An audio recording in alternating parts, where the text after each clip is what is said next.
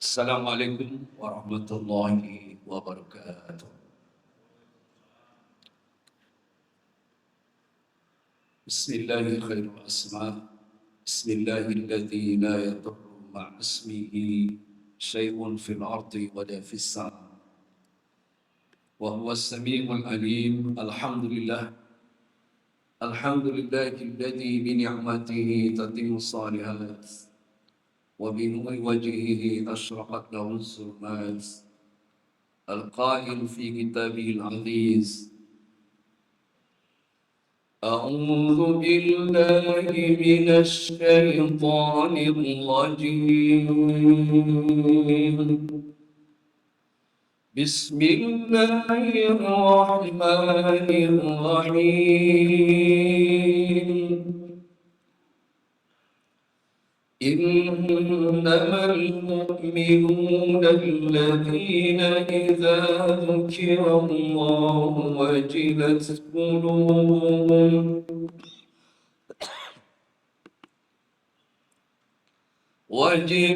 قلوبهم وإذا تليت عليهم آياته زادتهم إيمانا وعلى ربهم يتوكلون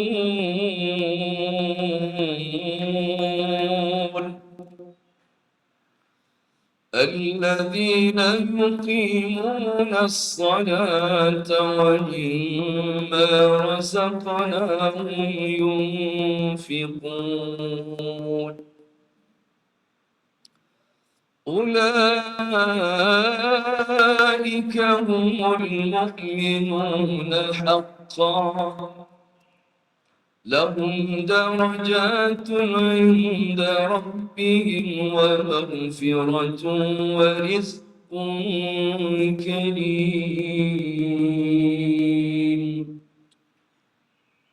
وقال رب اشرح لي صدري ويسر لي أمري واحلل عقدة من لساني يفقهوا قولي اللهم نور بكتابك بصري وأطلق به لساني واشرح به صدري واستعمل به جسدي بحولك وقوتك فإنه لا حول ولا قوة إلا بك وإنه لا حول ولا قوة إلا بالله العلي العظيم. Ma'asyiral muslimin wal muslimat, pertama sekali mari selalu kita bersyukur atas karunia Allah di pagi hari ini. Kita masih diberikan kesempatan untuk bangun dari tidur kita. Kita bangkit dari kematian kita. Biasa kita membaca kalimat Bismika alhamdulillahilladzi ahyana ba'dama amatana wa ilaihi nusyur. Kita bersyukur pagi hari ini. Ahyana, kita dihidupkan kembali oleh Allah. Karena seperti orang tidur itu diibaratkan seperti orang mati. Alhamdulillahilladzi ahyana ba'dama amatana. Kita bersyukur ya Allah, manjatkan puji dan syukur kepadamu ya Allah, ahyana, yang telah menghidupkan kembali kepada kita. Jasmani kembali, rohani kita hidup setelah tadi malam kita berada di alam yang lain. Ini perlu kita syukuri berjamaah sekalian. Belum tentu pada waktu yang sama ini ada orang yang tidur tapi nggak bangun-bangun lagi. Ya, kita nggak tahu. Hanya Allah yang Maha tahu. Tapi bapak-bapak, ibu-ibu, jamaah sekalian, kita dibangunkan oleh Allah, lalu kemudian dibukakan langkah kita, diringankan langkah kita untuk bisa menuju ke masjid. Memakmurkan masjid kita ini hanyalah orang-orang yang beriman kepada Allah dan hari akhir. Mudah-mudahan kita termasuk di dalamnya. Amin. Ya Rabbal Alamin. Bapak Ibu sekalian, saya mengucapkan terima kasih kepada takmir Masjid Al-Muhajirin. Barangkali sudah sekian lama saya tidak mengisi taklim di sini. Kemarin Pak Ustadz Ali WA saya, Pak Ustadz Nafendri, mohon kesediaan yang mengisi di Masjid Al-Muhajirin subuh kali. Alhamdulillah, takdir Allah saya diberikan kesempatan untuk bisa kembali bersama jamaah sekalian. Bapak Ibu sekalian yang dirahmati Allah SWT, tema kajian kita pada pagi hari ini adalah berkaitan dengan bagaimana sih karakter mukmin sejati itu seperti apa? Karakter orang mukmin sejati itu seperti apa? Karena biasanya kita itu kan mengaku sebagai orang mukmin, mengaku sebagai orang beriman kepada Allah. Dan iman itu tidak hanya bukti dengan pengakuan, harus ada, tidak hanya diucapkan, benarkan dalam hati, tasdiqu bil qalbi wa iqraru bil lisani wa amalu bil arkan. Itulah dia iman. Dibenarkan dalam hati ini. Kita sudah membenarkan la ilaha illallah. Tiada ilah selain Allah. Tidak ada sesembahan selain Allah. La ma'buda illallah. Tidak ada yang disembah selain Allah. Ya. Tidak ada yang bisa berikan pertolongan selain Allah. Ini dulu yang perlu kita paham. Ini kita tancapkan di dalam hati kita jemaah sekalian. Jadi kalau orang beriman itu membenarkan tasdiqu bil qalbi, tancapkan ke dalam hatinya hanya Allah yang wajib disembah. Tidak ada yang lain selain Allah. Nah, ini tauhid kita. Tidak ada yang bisa memberi pertolongan kecuali hanya Allah. Tidak bisa yang menghidupkan dan mematikan kecuali hanya Allah. Tidak bisa yang memberikan mudarat baik di langit maupun di bumi kecuali hanya dengan kebesaran dan keagungan Allah Subhanahu wa taala. Maka ada hadis Nabi yang mengajarkan kepada kita itu kalau dalam keadaan kita ketakutan, kalau kita dalam keadaan misalnya mengalami bahaya, bencana apa, ya, itu hadisnya sahih. Kita boleh membaca zikir Bismillahilladzi la yadurru ma'asmihi syai'un fil ardi wala fis sama. Baca saya 7 kali. Jalan macet, hujan lebat, banjir akan datang, angin puting beliung, kita terjebak dalam suasana yang luar biasa, di mana di situ tidak bisa lagi yang bisa menyelamatkan. Itu bisa kita baca Bismillahirrahmanirrahim la yadurru ma'asmi. Dengan menyebut nama Engkau ya Allah, la yadurru ma'asmi, tidak ada yang bisa memberikan mudarat baik di langit maupun di bumi melainkan dengan izin Allah Subhanahu. Jadi amalan-amalan yang sederhana ini sebetulnya yang terkadang kita bingung. Termasuk kalau Bapak Ibu sekalian jemaah dalam keadaan sakit, ya, kita sudah berupaya semaksimal mungkin secara medis, tapi sakit ini nggak hilang-hilang juga. Nggak hilang-hilang juga untuk penyakit. Bapak wiridin aja. Bismillahirrahmanirrahim. La yadurru ma'asmi syai'un fil ardi wala fis sama. Insyaallah. Asal kita yakin dengan kalimat tauhid, yakin dengan kalimat-kalimat yang bersandar kepada Allah, ya Allah akan memberikan pertolongan itu kepada kita. Itu yang pertama. Kemudian yang kedua bisa juga kita amalkan zikirnya Nabi Yunus. Apa? Zikirnya Nabi Yunus. Bagaimana zikirnya Nabi Yunus? Ketika diceritakan dalam Al-Quran, Nabi Yunus dalam kegelapan, dalam perut ikan yang begitu mengerikan. Ketika berada dalam perut ikan itu, gelap. Ya. Bagaimana orang bisa bernapas dalam perut ikan? Jangankan di dalam perut ikan, barangkali kalau masjid kita ini aja mati AC-nya, atau di tempat yang tertutup, di mobil, ya, AC mati, pintu nggak bisa dibuka. Gimana dalam keadaan emergensi seperti itu? Masya Allah. Siapa yang bisa menolong itu kecuali hanya dengan Allah Subhanahu wa ta'ala. Nabi Yunus ini, Masya Allah, dalam akal manusia nggak mampu lagi, dia bisa selamat, Pak. Ya. Dalam perut ikan itu. Ada yang mengatakan dalam berbahaya sampai 2 bulan dalam perut ikan. Coba bayangkan 2 bulan. Ada juga mengatakan sekian pekan. Dan riwayat-riwayat itu. Tapi Allah kalau berkehendak ingin menyelamatkan kita, menyelamatkan Nabi Yunus alaihissalatu wassalam. La ilaha illa anta.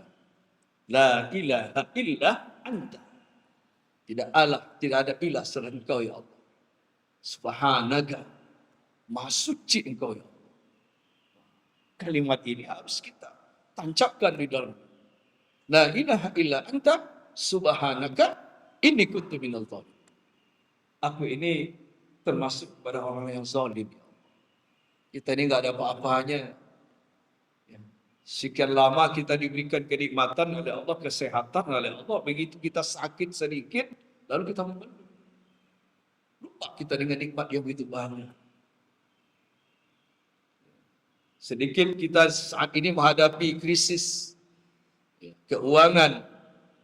Lalu kemudian kita berkata, ya Allah, susah hidup ini semua. Padahal kita lahir dulu dari rahim ibu kita ini, kita jadi orang kaya enggak? Kita lahir ini orang kaya atau orang miskin? Betul lahir. Tidak ada apa-apa gitu. Diceritakan dalam surah An-Nahl ayat ke-17. Kita buka surah An-Nahl di situ. Wallahu akhrajakum min butuni ummahatikum la ta'lamuna syai'a wa ja'ala lakumus sam'a wal absara wal af'idah la'allakum tashkurun. Dialah Allah yang mengeluarkan kamu dari perut ibumu. Ya, la ta'lamuna syai'a. Kamu tidak kenal sesuatu apapun. Sebagian ahli tafsir menyebutkan kata-kata la ta'lamuna syai'a itu pertama artinya adalah manusia dilahirkan dalam keadaan lemah. Kata-kata la ta'lamuna syai'a itu ditafsirkan manusia lemah. Wa khuliqal insanu dha'ifa. Kita ini manusia yang dhaif. Enggak bisa buat apa-apa waktu lahir. Ada enggak orang waktu lahir begitu lahir ke dunia ini langsung berlari enggak? Enggak ada, lemah. Enggak bisa apa-apa, hanya bisa menangis gitu. Ya, Bapak Ibu sekalian. Lalu kemudian yang kedua, mufassir menyebutkan manusia itu lahir dalam keadaan miskin. Kita miskin. Waktu lahir kita enggak ada apa-apa. Ya, enggak ada apa-apa. Ibu-ibu yang ibu-ibu waktu lahir, anaknya, cucunya, bawa kalung enggak? Bawa emas enggak? Bawa anting enggak? Enggak ada apa-apa. Belum ada dalam sejarah orang begitu lahir tahu ada emas. Jadi bawanya emas batangan. Ya, atau kupingnya ada emasnya, telinganya ada emasnya, apa namanya? Ada menempel emas dalam keadaan miskin. Lanjang gitu. Jadi miskin kita. Siapa yang memberikan semua? Allah. Siapa yang memberikan kekuatan? Allah. Masya Allah. Kalimat Allah itu adalah kalimat yang harus kita tancapkan dalam hati kita. Kemudian, manusia dilahirkan dalam keadaan bodoh. Ketiga tafsir. La ta'lamun syai'. Kita lahir dalam keadaan bodoh. Tidak ada apa-apanya kita. Siapa yang berikan ilmu sama itu? Allah. Ya, Allah SWT yang mengajarkan pada ilmu kepada kita. Iqra' bismi rabbikal ladzi khalaq. Khalaqal insana min 'alaq. Iqra' wa rabbukal akram alladzi 'allama bil qalam. 'Allamal insana ma lam ya'lam. Yang mengajarkan manusia apa-apa yang tidak diketahui oleh kita. Bayangkan kalau kita merenung. Alhamdulillah waktu kita berangkat bermula dari kampung halaman menuju ke perantauan di ibu kota ini, berbagai macam model kehidupan kita. Dan di antara kita yang masih ngontrak misalnya, belum punya kendaraan, alhamdulillah kita sudah menikmati hidup di dunia ini. Ya, apalagi sudah bapak-bapak kita yang sudah pensiun.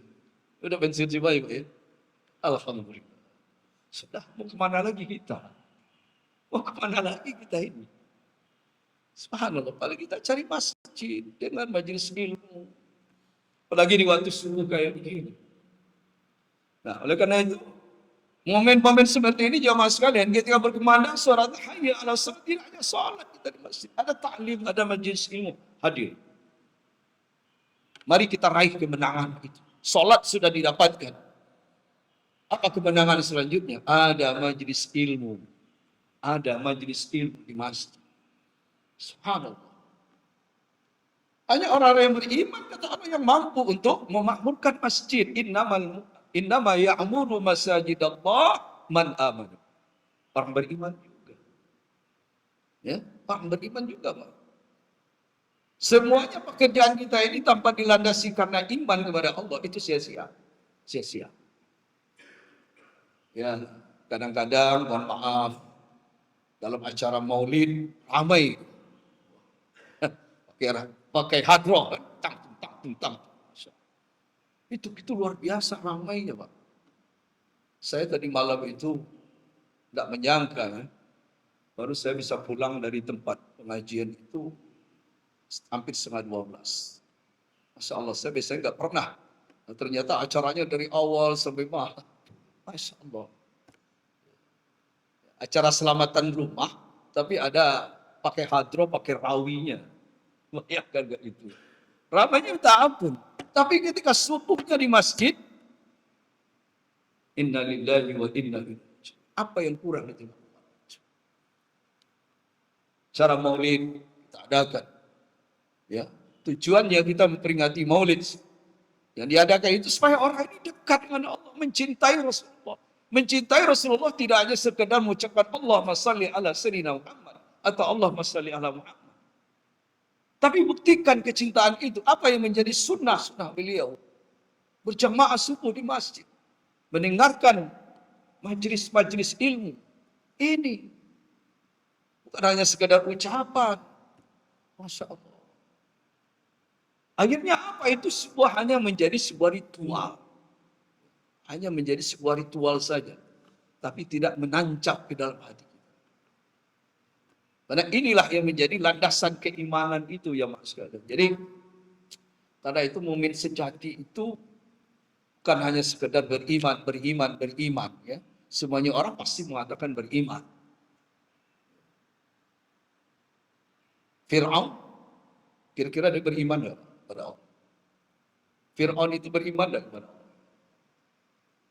Ya, dia beriman kepada Allah. Percaya kepada Allah. Namun di saat kapan imannya dia muncul itu, di saat dia sudah ditenggelamkan di Laut Kulsum, di Laut Merah. Ya. Tapi sebelum dia dalam keadaan akan meninggal, dia mengatakan, Ana Rabbukumul A'la. Jadi dia mengatakan, saya Tuhan yang paling tinggi. Saya Tuhan yang paling agung, kata Fir'aun. Nggak ada Tuhan selain saya. Betapa banyak orang yang dikorbankan oleh Fir'aun, orang yang beriman. Kita lihat bagaimana misalnya Masito, ya, pembantu, tukang sisir rambut anaknya Fir'aun, jadi korban. Karena dia mengatakan, Allah Rabbi, Allah SWT. Demikian juga anaknya yang masih kecil, direbus hidup-hidup oleh Fir'aun. Karena cuma mempertahankan kalimat Allahu Rabbi. Allahu Rabbi.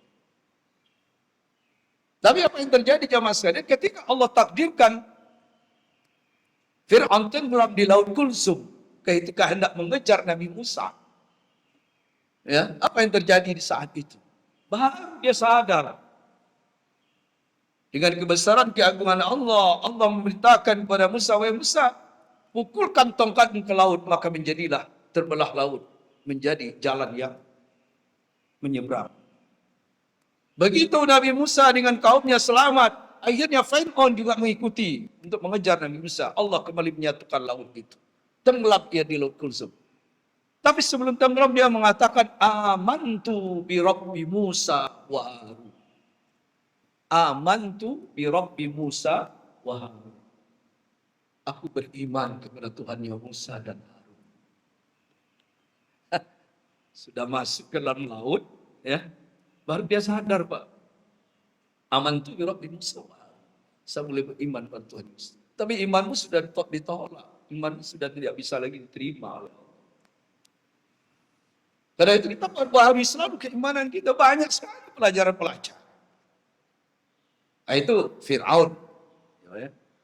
Saya berani mengatakan Fir'aun ini karena ada diceritakan dalam Al-Quran.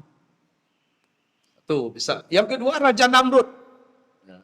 Bapak pernah baca sejarah? Ya, itu ada di Quran juga. Ya. Alam tara ilal ladzi hajja Ibrahim fi rabbih an atahu Allahul mulk. Ya, pernah dialog antara Nabi Ibrahim dengan Raja Namrud ini. Berhujah tentang masalah Rabb, masalah Allah, masalah Tuhan. Tapi Raja Namrud ini memang ya tidak mau menerima. Akal sehatnya sudah nggak ada nih Raja Namrud. Sekalipun Nabi Ibrahim itu benar, Nabi Ibrahim itu benar, ya dalam secara logika. Di mana ketika Nabi Ibrahim itu masuk ke dalam tempat berhalanya Raja Namrud, ketika dia pergi berburu, maka Nabi Ibrahim masuk, ya secara diam-diam. Dilihat berhala-berhala, dan Nabi Ibrahim membawa kampak, lalu dipenggal kepala-kepala daripada berhala-berhala yang kecil. Setelah itu, kampak tadi itu ditaruh di kepalanya berhala yang besar. Begitu pulang dari perburuannya, Raja Namrud dengan tentara-tentaranya, dia lihat, dia akan melakukan ritual, lihat, Tuhannya sudah tidak punya kepala lagi. Tuhannya sudah tidak punya kepala lagi. Bagaimana ini? Lalu timbul dalam hal ini, siapa yang melakukan ini? Masya Allah. Jemaah sekalian, ini akhirnya diselidiki tim penyidik, ya, bertemulah ada seorang pemuda yang bernama Ibrahim yang menyelinap masuk ke situ.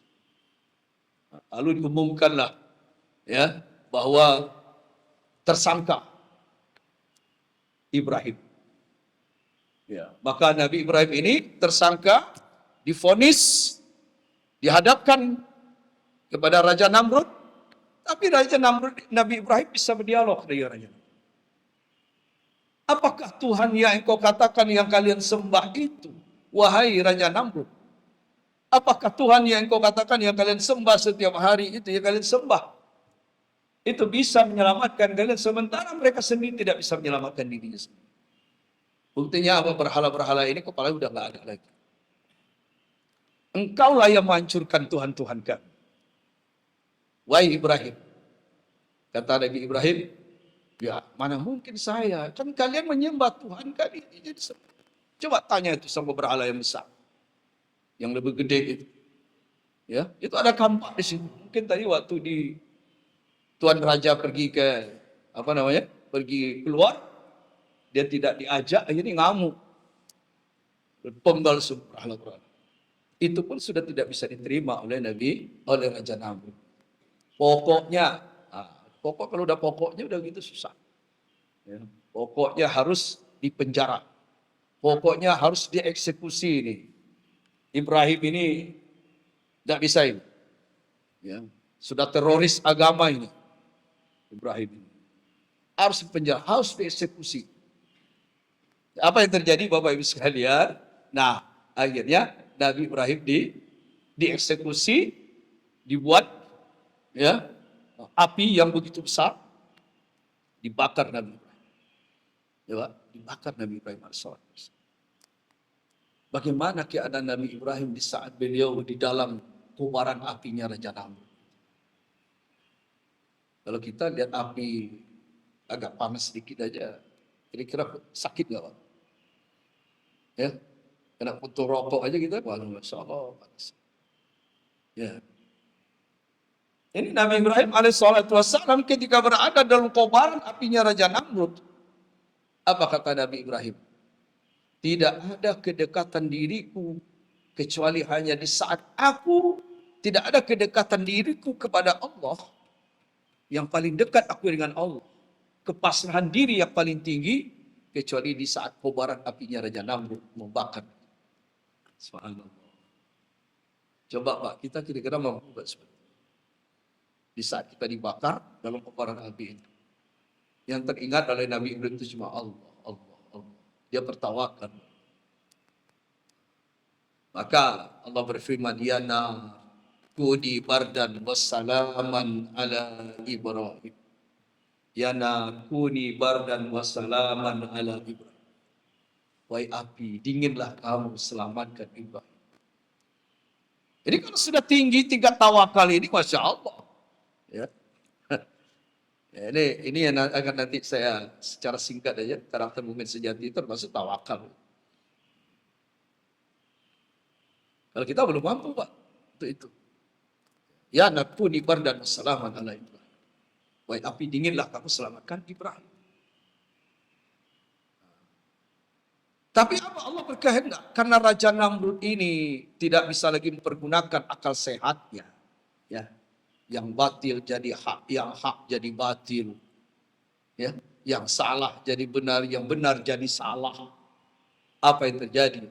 Allah kutuk dia. Allah laknat Raja Namrud. Dengan apa, Pak? Dengan apa Raja Namrud? Awal mulanya dia dikutuk oleh Allah, dilaknat oleh Allah. Dia cuma digigit oleh seekor serangga. Ya, sebangsa serangga kecil, ya, dari riwayat lain mengatakan sejenis apa namanya itu? Sejenis ya binatang kayak kumbang kayak gitu. Ya. Lalu kemudian kulitnya itu ya mengelupas Raja Namrud. Akhirnya kulitnya mengelupas seluruh tubuhnya, akhirnya membusuk Raja Namrud. Akhirnya meninggal Raja Namrud. Yang tadinya dia gagah perkasa, ya kan, menentang Nabi Ibrahim, siapa saja nggak bisa dikalahkan. Ketika puncak dengan kalimat dengan Nabi tidak bisa lagi diterima, lalu alam yang bisa bicara. Karena kekuatannya nggak bisa dilawan dengan ini. Karena memang dia punya kekuasaan Raja Namrud. Ya Allah melewati seekor serangga atau sejenis binatang kecil, apa yang terjadi? Hancur kulitnya. Mengelupu, akhirnya dia mati. Masya Allah. Jadi kalau Allah berkehendak Bapak Ibu sekalian, kalau seandainya manusia ini sudah keterlaluan, ya, mengingkari Allah, maka tunggu saja. Ketika Al-Quran ini sudah diingkari, ketika kitab suci ini sudah tidak lagi diinginkan oleh manusia ini, tidak percaya lagi. Ya. Hanya sekedar kamuflase saja iman, sholat. Maka tunggu saja. Ayat alam ini ayat Allah, kauniyahnya Allah. Ayat itu kan ada dua gitu. Ayatul Qur'aniyah, kitabiyah, qauliyah bahasanya. Yang tertulis ayatul kauniyah. Ayatul kauniyah itu jagat raya alam semesta. Jadi bukti otentik dari kebenaran Al-Quran, kitab suci itu ada di alam. Ya, ada di alam. Ya, saya dulu karena memang saya jurusan ilmu tafsir di perguruan tinggi ilmu Al-Quran, S2-nya itu dulu. Kami belajar dulu sama Pak Nazaruddin Umar itu, Profesor Nazaruddin Umar. Tidak ada satupun kalau dikaitkan dengan keimanan, tidak ada peristiwa-peristiwa yang terjadi, bencana yang terjadi dialami oleh nabi-nabi terdahulu. Ya. Ya. Umat-umat terdahulu yang tidak ada korelasinya dengan perilaku kita manusia. Tidak ada bencana yang datang, melainkan ada kaitannya dengan perilaku manusia di bumi Allah ini. Ya, dengan bumi Allah ini. Karena perilaku manusia. Apa misalnya? Banyak kaum Ad. Ya, Pak, kaum Samud. Apa lagi? Kaumnya Nabi Nuh. Kaumnya Nabi Lut. Semuanya. Nabi Syuaib. Nah, Nabi Syuaib. Kaumnya Nabi Syuaib. Kaumnya Nabi Saleh. Itu terkait dengan masalah kecurangan. Wailul lil mutaffifin. Maka ada ayat dalam Quran yang sering kita baca, wailul lil mutaffifin alladzina idza talu 'alan nasi yastawun. Itu bermula dari karena curang dalam menakar, menimbang. Maka muncullah ayat itu, celakalah bagi orang-orang yang curang. Ya, curang dalam menimbang. Jadi jemaah sekalian yang dirahmati Allah Subhanahu. Nah, inilah pentingnya bagi kita untuk membangkitkan kembali keimanan kita itu. Melewati apa, Pak? Majelis ilmu. Majelis ilmu. Jadidu imanakum. Jadidu imanakum. Ya. Karena ini penting, ilmu itu sangat penting bagi. Maka Allah puji dalam Al-Quran, "Fa'indahu alladhina amanu minkum walladzina utul ilma darajat." Allah akan mengangkat derajatnya orang beriman itu berapa derajat dan orang berilmu. Jadi supaya kita ini tidak hanya sekedar sholat di masjid dan selesai sholat kita pulang. Tidak hanya di masjid ini, tidak hanya di sini, tapi saya yakin di sini tidak banyak. Banyak sekali Pak. Orang hanya sekedar datang ke masjid, hanya sholat selesai sholat. Ada pengajian dia pulang. Ada pengajian tidak didengarkan. Padahal itu duduk ya sejenak mendengarkan majelis ilmu itu pahalanya lebih besar daripada sholat sunat 100 rakaat. Coba, kita mampu gak sholat sunat 100 rakaat? Duduk sesaat di majelis ilmu ya dengan khidmat, dengan tekun mendengarkan kita, subhanallah. Makanya kalau seandainya ada dua majelis, satu majelis orang yang sholat, yang sedang ini, satu majelis ilmu, maka diutamakan yang mana Pak? Diutamakan majelis ilmu. Bahkan apa namanya? Dalam kitab Ihya Ulumuddin, itu diceritakan. Ya. Setan itu lebih takut kepada orang yang berilmu yang tidur daripada orang bodoh yang ibadah. Nah, ini. Ada orang yang kerja cuma sholat, tapi nggak pernah belajar, tapi nggak tahu ilmu. Kemudian ada orang ilmu, ada yang orang yang ahli ilmu tidur di sebelahnya. Ini kisah kan dikit lucu tuh kitab Ulumuddin itu. Ketika setan mau masuk, ya ke masjid, lalu dilihat yang satu si orang yang bodoh tadi sholat, ulang-ulang sholat. Yang orang yang alim ini tidur Pak. Lalu kemudian setan tadi itu tidak jadi menggoda orang yang sholat. Kenapa? Dia takut. Di situ ada orang alim tidur di situ. Ditanyain, kenapa kamu nggak jadi goda itu orang yang sholat itu? Ya kalau orang bodoh yang sholat mah gampang saya godain, colek dikit aja udah lupa hitungan rakaatnya. Pikirannya udah kemana-mana. Gitu. Ya kan? Jadi berdasarkan, tapi kalau orang ilmu ini, wah dia udah tahu, ya dia tahu. Tapi jangan ini pula nanti orang mentah-mentah sudah punya ilmu tapi tidak mau lagi mengamalkan ilmunya. Ini bahaya lagi.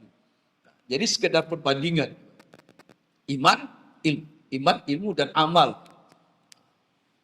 Jamaah sekalian yang dirahmati Allah SWT. Karena itu kita melihat ya dalam waktu kita yang insya Allah sampai 5:30 ya biasanya. Suruh kan 5:30 ya. Iya, 5:30 lah insya Allah. Kita singkat saja. Bagaimana Pak karakternya orang yang beriman itu? Tadi kita baca suratnya apa tadi? Surat Al-Anfal. Ayatnya ayat 2, 3, dan 4. Ya. Nanti Bapak bisa buka dalam Al-Quran. Surat Al-Anfal ya Pak ya. Itu. Nah di sini Allah sebutkan. Innamal mu'minuna alladhina idza dzukirallah wajilat qulubuhum. Sesungguhnya mukmin yang sejati itu kata Allah, apabila disebut nama Allah itu wajilat qulub. Wajilat itu ditafsirkan oleh para ulama itu bergetar, secara harfiah artinya bergetar. Tapi secara tafsirnya yang termasuk itu Ibnu Katsir menceritakan, termasuk tafsir-tafsir yang lain, takut disebut nama Allah timbul rasa takut. Ya, takut. Ya, biasanya kita kalau takut sesuatu ketika disebut namanya, kita takut. Ya, takut. Sehingga apa? Kita akan berusaha ketika disebut nama Allah itu, berusaha supaya bagaimana dia jangan marah sama kita. Sehingga gemetar kita ini. Ya, biasanya nih, pada masa Nabi itu, Umar itu lebih ditakuti oleh ibu-ibu daripada yang lain. Umar. Sayyidina Umar itu. Pada suatu kali Nabi SAW sedang di masjid, ya, ibu-ibu udah ramai di belakang, berisik, nggak tahu barangkali suaranya agak meninggi, ya, waktu itu. Lalu kemudian Umar belum datang, Nabi sudah ada masjid, tapi ibu-ibu sudah ramai, ya, dikisahkan. Begitu datang Umar, baru sekedar batuk saja Umar, orang-orang pada dia berubah, saking takutnya. Dengan suara Umar. Nabi mengatakan, ya Umar, tadi agak berisik. Tapi ketika engkau masuk ke tempat ini, semuanya pada diam. Saya coba Umar. Takut. Nah, tapi jangan salah juga nih Mbak. Laki-laki ini, walau bagaimanapun dia perkasanya, hebatnya, kalahnya oleh siapa Pak? Ayo. Kalahnya oleh siapa kita ini, laki-laki biasa? Kalahnya sama perempuan, sama istri. Dan ini bukan sesuatu yang rahasia. Sayyidina Umar jujur dia mengatakan. Ada orang datang kepada Sayyidina Umar mengadukan permasalahannya tentang istrinya. Ya Umar, ini istri saya ini nggak henti-hentinya ngoceh. Ya, sekarang saya udah pensiun nih ngoceh mulu. Nang ninang ninung, macam-macam. Ya, tapi bukan ibu-ibu di sini ya Bu ya, insya Allah tidak, ibu di sini solehan semua. Ngoceh. Lalu kemudian orang ini mau datang kepada Umar supaya minta dinasehatin nih istri. Ya. Begitu mau masuk ke rumahnya Sayyidina Umar, ya, didengar oleh dua orang ini, Umar juga sedang, istrinya juga sedang halo-halo Bandung juga. Wah, ini gawat ini, kita minta nasihat, Umar juga sedang, istri juga sedang ngomel-ngomel juga di rumah. Lalu kemudian orang tadi, kedua suami mau balik, tidak jadi tadi mau ketemu sama. Ya, bagaimana kita minta nasihat? Beliau juga diomelin di rumah. Lalu kemudian kelihatan di rumah, Ta'al, panggillah ke rumah. Lalu dinasehati di rumah. Perempuan itu seperti apa? Dia itu tercipta dari tulang rusuk sebelah kiri. Kalau dikerasin dia apa? Kalau dikerasin dia bisa patah. Jangan sampai ini harus pintar-pintar betul. Banyak mendengar Pak. Kita ini harus banyak mendengar. Kalau ibu-ibu sudah mulai halo-halo Bandung, kita harus banyak mendengar, banyak menyimak. Mendengar dulu, setelah didengarin, baru kita masuk di sini. Tapi tidak bukan ibu-ibu di sini lah. Kalau untuk kebaikan kata Umar boleh, ya kita bisa mendengarkan apa yang menjadi pertimbangan dia. Inilah teman yang sejati, yang saling mengingatkan. Saya Bapak Ibu sekalian, saya usia 55 tahun. Alhamdulillah semenjak menikah saya dengan istri, selalu beliau yang mengingatkan saya. Salat tahajud bersama. Ya kan? Indahnya luar biasa Pak. Sampai sekarang. Ini bukan ria tidak. Ini tahadus bin ni'mat. Kita saling berbagi dengan ilmu. Tahadus indahnya luar biasa. Salat bersama. Ya. Ini anak saya nih, putra saya. Saksi.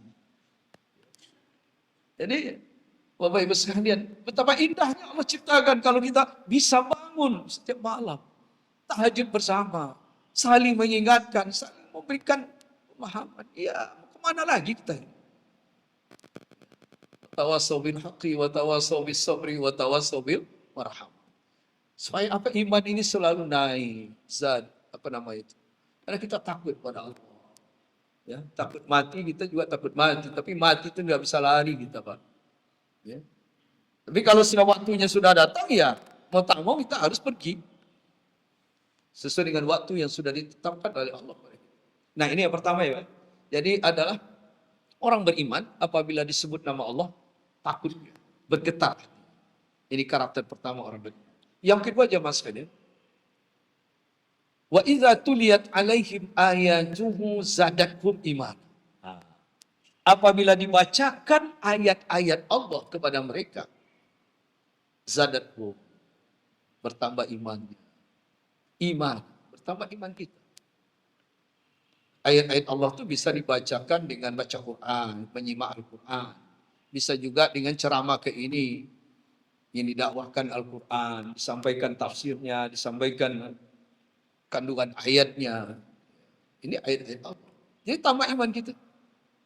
Ketika dijelaskan Al-Quran, ketika dijelaskan tentang masalah keimanan, ketika dijelaskan masalah ketakwaan, ketika dijelaskan masalah ancaman dan azab, dia tambah takut, bertambah iman. Itu intinya agama. Dibacakan ayat Allah, dibacakan firman Allah. Wa idza tuliyat alaihim ayatu zadatkum iman. Pertama imannya. Siapa yang menyangka Umar itu bisa masuk Islam? Siapa yang bisa menyangka Umar yang begitu keras, Pak? Kalau bukan dengan hidayah Allah, itu tidak bisa tembus, bisa masuk Islam. Toha ma anzalal Qur'ana litasqa. Maka muncul surat Toha itu, surat Toha. Jadi hatinya yang keras itu bisa dilembutkan dengan ayat Allah. Masuk Islam dengan tiba-tiba. Padahal tadinya hendak membunuh Rasulullah dengan pedangnya. Hari ini akan tamat riwayatnya Muhammad. Menghunus pedang akan mencari Nabi. Sudahlah, nggak usah lagi. Saya akan habisi Muhammad. Itu tingkat emosi yang sudah tinggi. Bawa pedang, pergi mau mengejar Nabi. Di tengah perjalanan dilihat, Umar, entah kemana? Saya ingin membunuh Muhammad. Yang telah merusak keyakinan agama nenek moyang kita. Umar, kamu akan pergi ke Muhammad, membunuh Muhammad. Adikmu sudah masuk Islam. Coba ikut datangi dulu adik. Lalu kemudian Umar begitu marah lagi. Dia hendak menghabisi Nabi Muhammad. Malah mendengar adiknya masuk Islam, tambah marah. Dalam keadaan emosi memuncak seperti itu, Pak Umar. Ya, dilihat adik sampai di rumah, adiknya baca Quran. Begitu mendengarkan suara Al-Quran, langsung Umar mengambil Al-Quran itu. Mau dibanting sampai lembaran masih lembaran. Lalu adiknya mengatakan, ini tidak boleh disentuh oleh orang yang kotor. La yamassu illa al-mutahhar. Jangan kau sentuh, wahai Umar. Ini Quran ini adalah kalam Allah. Karena adiknya diinikan oleh Umar, langsung suami dari adiknya ini langsung maju ke depan. Dibanting juga sama Umar. Ya, adik iparnya banting. Tidak bisa yang ada yang menghalang. Ya. Tapi apa yang terjadi? Adiknya terus membaca Al-Quran. Ma anzalal Qur'ana litasqa. Toha ma anzalal Qur'ana. Lama kelamaan ketika emosinya sudah memuncak kayak gitu, Umar ini kemudian tertunduk. Apakah benar ini yang sebenarnya wahyu dari Allah? Membuat dia menjadi runtuh, menjadi rapuh, menjadi lemah di saat emosi. Dia tertunduk malu ketika itu. Akhirnya, mari lihatkan pada saya, mana itu Musa? Adiknya nggak mau. Engkau belum suci. Kalau begitu, antarkan saya kepada Muhammad. Tetap. Antarkan saya kepada Muhammad. Tidak bisa. Engkau belum suci. Engkau akan mencelakai Muhammad. Antarkan saya kepada Muhammad. Maka dengan demikian datanglah Umar pergi ke hadapan Rasulullah Sallallahu Alaihi Wasallam. Sementara sahabat sudah tahu semuanya ini. Ya.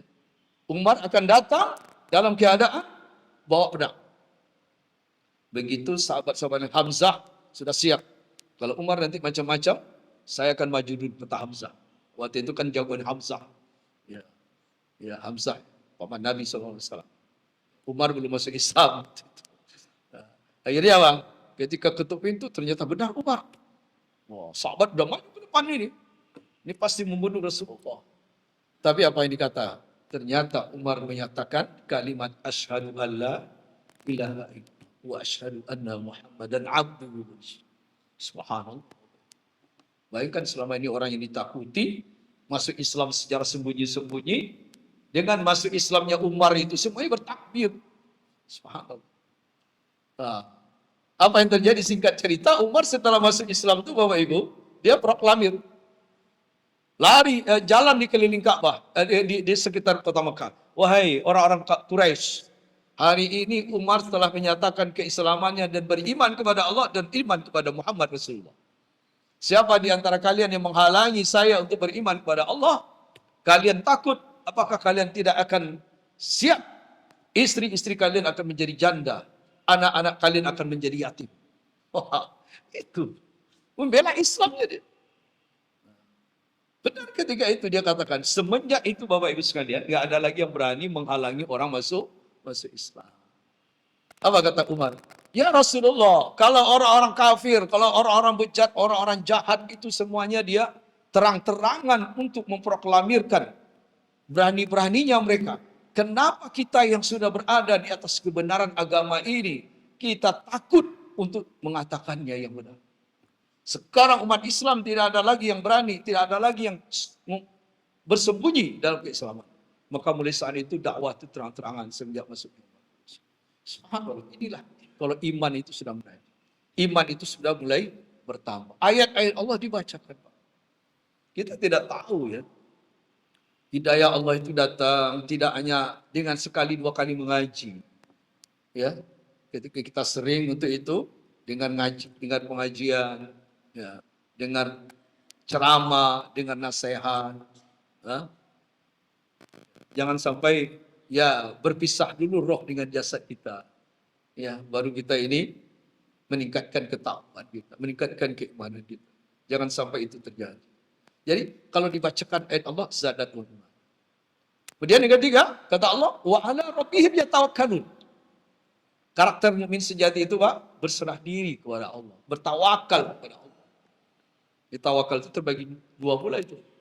Ada tawakal tingkat tinggi, namanya tawakalut taslim. Jadi pasrah secara totalitas pada Allah. Itu tingkat para nabi. Jadi tawakal tingkat nabi. Contohnya sama Nabi Ibrahim tadi dibakar, bukan malah dihangus, tapi dia kedinginan. Tawakalnya pada Allah. Kemudian tawakalnya Nabi Yunus, ya kan, kepada Allah. Kemudian tawakalnya Nabi Muhammad ketika hendak dihunuskan pedang, mau ditebas lehernya Nabi Muhammad. Orang ini berkata, wahai Muhammad, jika aku tebas lehermu dengan pedangku ini, siapa yang bisa menyelamatkanmu, wahai Muhammad? Hanya Allah.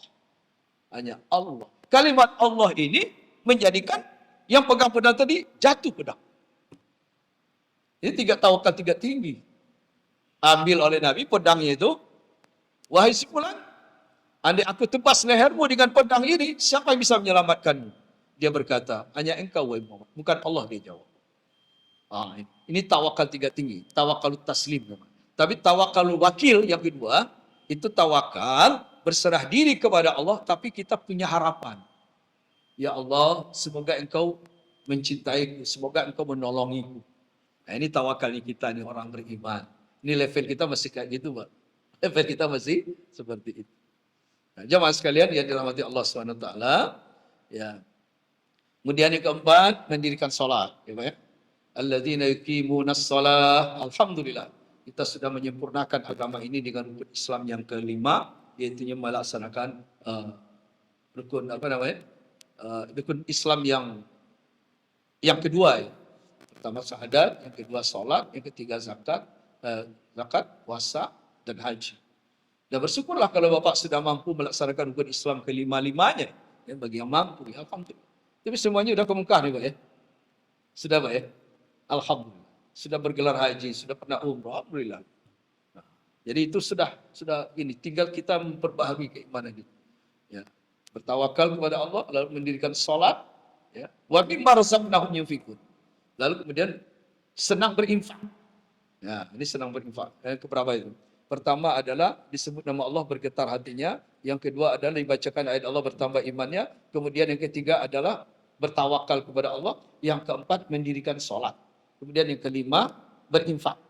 Wa mimma razaqnahum yunfiqun. Suka berinfak. Ya, sekecil apapun infak kita, ya. Maka kata Nabi SAW, tidak seorang pun yang tahu, seorang hamba yang tahu di waktu subuh, kecuali turun dua orang malaikat. Bagaimana dua orang malaikat itu turun ke bumi ini? Satu berdoa untuk kebaikan orang yang berinfak, orang yang bersedekah. Yang satu lagi berdoa melaknat orang yang bakil. Itu hadisnya sahih. Hadis riwayat Bukhari Muslim. Ma min yaumin yusbihul ibadu fi illa malakani yanzilani fayaqulu ahaduhuma Allahumma a'ti mufiqan khalafa wa yaqulu al-akhar Allahumma a'ti mumsikan talab. Tidak seorang hamba pun yang tahu di waktu subuh kecuali turunnya dua orang malaikat di waktu subuh itu. Yang satu berdoa, Allahumma a'ti mufiqan khalaf.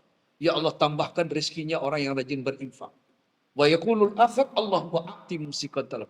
Lalu malaikat yang kedua berdoa kepada Allah, ya Allah, binasakan, hancurkan bagi orang yang tidak mau berinfak. Subhanallah. Ini doa. Jemaah sekalian yang dirahmati Allah SWT. Jadi wa mimma razaqnahum yunfiqun. Jadi itulah karakternya orang-orang mukmin yang sejati itu. Lalu rewardnya apa dari Allah? Nah, ini sekali kata kuncinya. Rewardnya pertama, ulaika humul mu'minuna haqqan. Ulaika humul mu'minuna haqqan. Maksudnya orang-orang yang semacam itu, kata Allah, itulah mukmin yang sejati. Itulah mukmin yang sebenarnya. Disebut nama Allah bergetar hatinya, dibaca ayat Allah tambah imannya, bertawakal kepada Allah. Kemudian yang keempat, mendirikan solat. Yang kelima, menginfakkan sebagian rezekinya. Ulaika humul mu'minuna haqqa. Itulah orang beriman yang sejati. Ya, mukmin yang sejati. Lahum darajat inda rabbihim. Reward yang kedua, tadi disebut oleh Allah sebagai mukmin sejati dalam Quran. Yang kedua, lahum darajatun inda rabbihim. Dia nanti akan diangkat derajatnya oleh Allah. Baik di dunia ini maupun nanti di akhirat. Kemudian yang ketiga, wa maghfiratun. Dia akan mendapatkan nanti ampunan. Jadi hidupnya tidak pernah galau lagi dengan dosa terus. Tapi penuh dengan ampunan, penuh keceriaan, penuh kebahagiaan, penuh kenikmatan, penuh kenyamanan. Kenapa? Karena dosa-dosanya diampuni oleh Allah SWT. Kemudian reward yang keempat dari Allah, wariskun karim. Nah, wariskun karim ini rezeki yang mulia, Pak. Rezeki yang mulia. Ini rezeki mulia ini tingkat tinggi ini. Beda dengan rezeki dunia. Karena Quran menyebutkan rizkun karim itu jarang itu kalimat rizkun karim. Kalau kita menyebutkan rezeki di dunia, kalau Nabi mengatakan yang namanya rezeki di dunia itu apa yang kalian makan, hadis riwayat Imam Bukhari, apa yang sudah dimakan lalu habis. Itu yang rezeki kita. Apa yang kita makan lalu habis yang dimakan itu. Tapi kalau yang nggak habis yang dimakan itu bukan rezeki. Makanya hati-hati juga kalau kita makan di tempat pesta nih, kondangan. Makan tuh yang kira dihabisin aja. Kalau nggak dihabisin jangan dimakan. Karena rezeki itu apa yang sudah ada kita makan itu. Ditakar. Kalau nggak nanti jadi mubazir, jadi perbuatan setan. Yang kedua kata Nabi SAW, yang rezeki kalian di dunia ini adalah apa yang sudah kalian pakai sampai jadi usang. Pakaian, apalagi kendaraan. Ya, zaman sekarang kendaraan masih bagus, sudah dijual lagi ganti lagi yang baru. Kata Nabi SAW, apa yang kalian pakai sampai usang. Itu yang rezeki kita. Kemudian yang ketiga, apa yang sudah kalian infakkan, lalu jadi amal jariah. Nah, apa yang sudah kita infakkan, lalu amal jariah. Kalau yang lain-lain itu, belum tentu jadi rezeki kita. Milik, iya. Ya, kontrakan di sana, apartemen di sana, ruko di sana atas nama saya yang punya. Villa saya yang ada di sana di puncak atas nama saya. Semuanya atas nama saya. Tapi belum tentu jadi rezekinya kita. Itu baru milik atas nama kita. Yang kita nikmati ya apa yang sudah kita pakai, apa yang sudah kita makan, dan apa yang sudah kita infakkan. Itu rezeki di dunia, Pak. Tapi rizqun karim yang disebutkan dalam Al-Quran itu, saya baca berapa tafsir itu indahnya luar biasa. Ya, nikmat semua di akhirat di sorga nanti itu. Ya, yang tidak terbayangkan oleh kita betapa indahnya. Nanti kita buka kapan-kapan yang terkait dengan masalah rizqun karim itu dalam Al-Quran. Ya, mudah-mudahan Allah SWT memberikan kekuatan kepada kita dari segala kelemahan hidup. Mudah-mudahan Allah memberikan ilmu dari segala kebodohan kita. Mudah-mudahan Allah berikan kecukupan dari segala kekurangan kita. Mudah-mudahan Allah berikan ketenangan, kedamaian ke dalam hati-hati kita yang kekal. Itu saja barangkali yang dapat kami sampaikan. Ada pertanyaan, Pak? Kalau ada yang bertanya, kami silakan pada jamaah sekalian. Pada waktu sedikit. Silakan, Pak.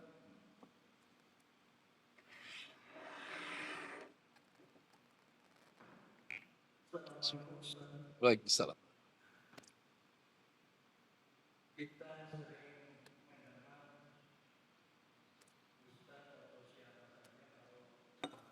Ya.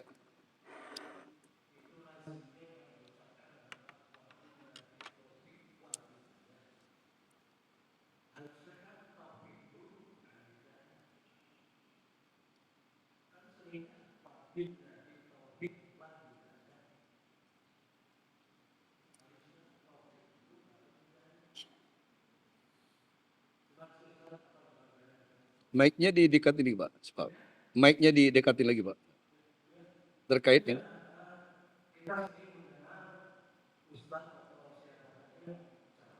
Ya. Wabillahi taufik. wal ah, ah,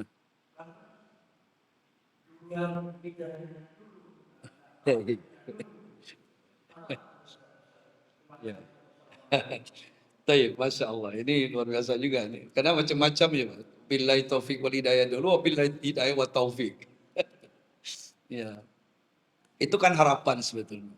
Ya, jadi ini berbagai macam eh, penafsiran kalimat itu. Ada yang pakai taufik dulu baru hidayah. Ada yang pakai hidayah dulu baru taufik. Ya. Kalau kita bicara secara harfiahnya sebetulnya hidayah itu kan petunjuk. Secara harfiahnya. Ya. Kalau taufik itu apa? Hah? Kesepakatan kita dengan Allah. Apa yang kita lakukan itu cocok nggak dengan apa yang Allah suka? Nah, itu. Jadi kalau apakah hidayah itu muncul setelah kita melakukan kesepakatan dengan Allah? Maksudnya kita melakukan sesuatu yang Allah ridho, melakukan sesuatu yang Allah cintai, baru Allah berikan hidayah, ya kan? Itu penafsiran saja, Pak. Penafsiran. Kalau ada yang mengatakan wabillahi hidayah wa taufik, itu penafsiran saja. Ya, penafsiran saja ya dalam pandangan saya. Ya, karena semuanya itu kan bisa saja Allah berikan hidayah dulu kepada seorang, baru dia dapat taufik. Contoh tadi siapa? Sayyidina Umar. Ya, Pak. Dia dapat hidayah dulu. Dengar Quran kayak begitu, ya kan? Dengan adiknya baca Quran, lalu kemudian baru dia menjalankan syariat. Baru dia punya komitmen kepada Islam. Ya, kalau tadinya takut dengan terang-terangan, dengan sembunyi-sembunyi, sekarang terang-terangan saja. Saya yang akan membela. Itu kan sudah ada komitmennya. Ya, tapi sebelumnya kan dia nggak ada. Dia cuma mendengar. Bisa juga dengan wal hidayah wa taufik. Nah, hidayah dulu, taufik. Nah, ada yang menafsirkan bahwasanya keislaman itu kan hidayah dulu. Umar tadi masuk Islam, itu hidayah dari Allah, itu hidayah dulu. Nah, ya penafsiran saja. Ya, jadi istilah itu bisa saja wabillahi taufik wal hidayah, gitu kan? Ada juga dengan hidayah wa taufik.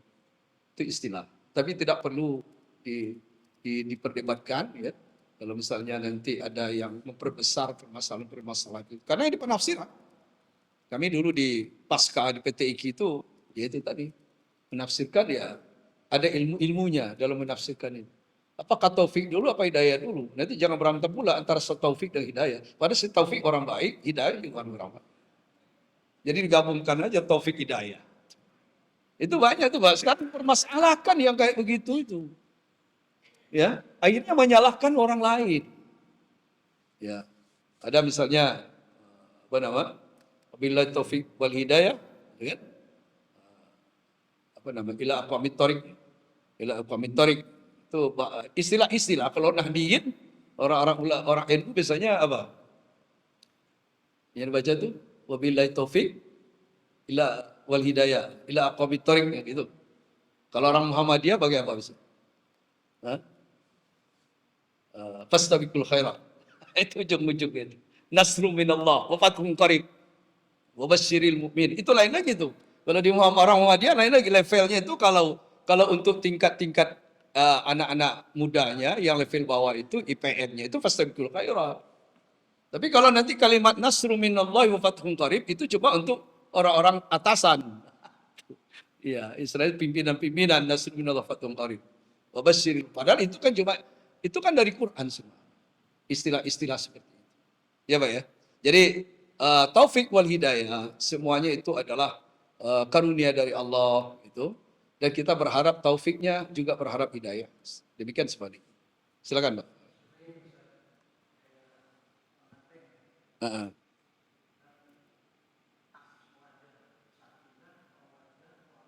Ah, ya, sakinah warahmah.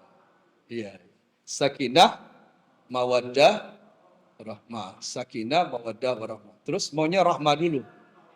Maunya rahmah dulu. Oh, baru rahmat. Ya. Tapi kalau kita lihat di ayatnya bagaimana, Pak? Ya, apa nama dalam ayat itu? Ya ayyuhallazina amanu taqullah, apa nama? Ayat ini dalam ayat. Wa min ayatihi an khalaqalakum min anfusikum azwajan litaskunu ilaiha wa ja'ala bainakum mawaddatan wa rahmah. Ya. Mawaddatan wa rahmah. Mawaddah wa rahmah. Jadi rahmanya memang di belakang letak di ayat nih. Bapak nanti bisa buka surat Ar-Rum. Ar-Rum ayat 21. Ayat yang sering dibaca dalam pernikahan. Wa min ayati an khalaqakum min azwajan litaskunu. Itu. Wa ja'ala bainakum mawaddah wa rahmah.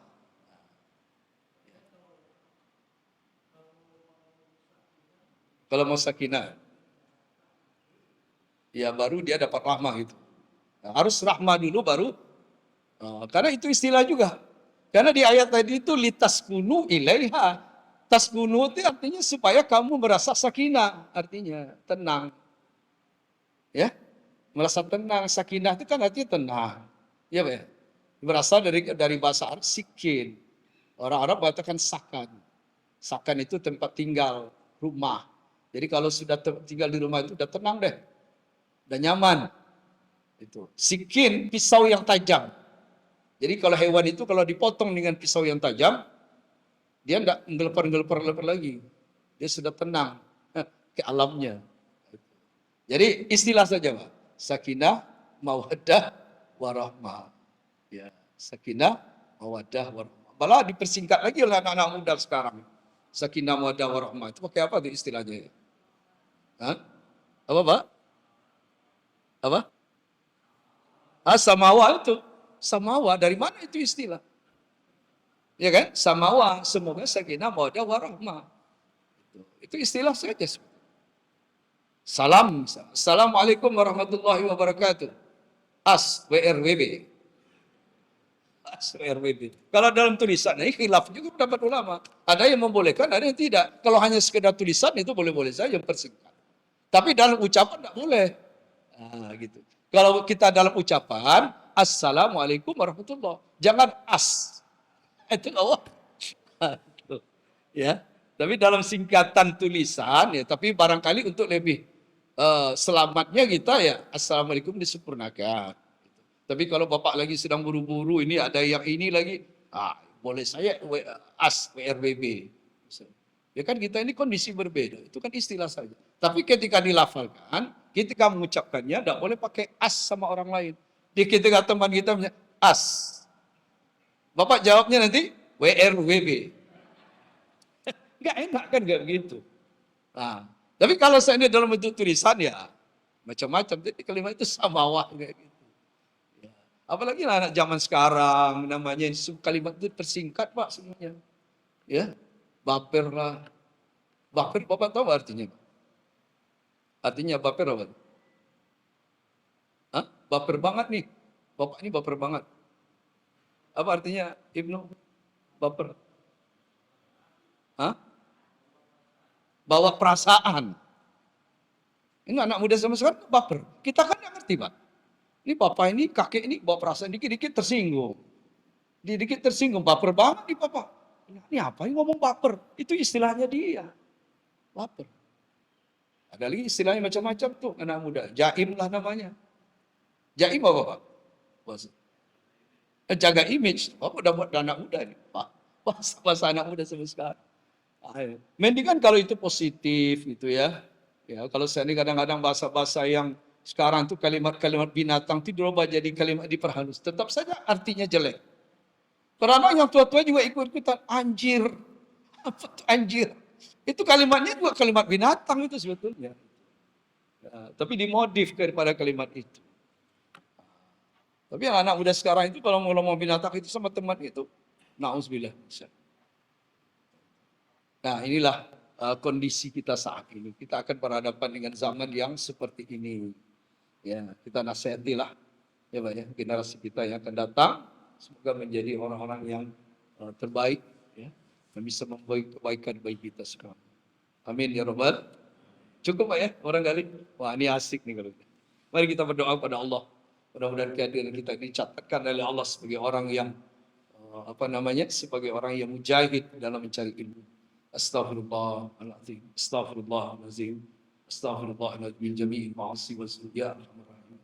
A'udzu billahi minasyaitonir rajim. Bismillahirrahmanirrahim.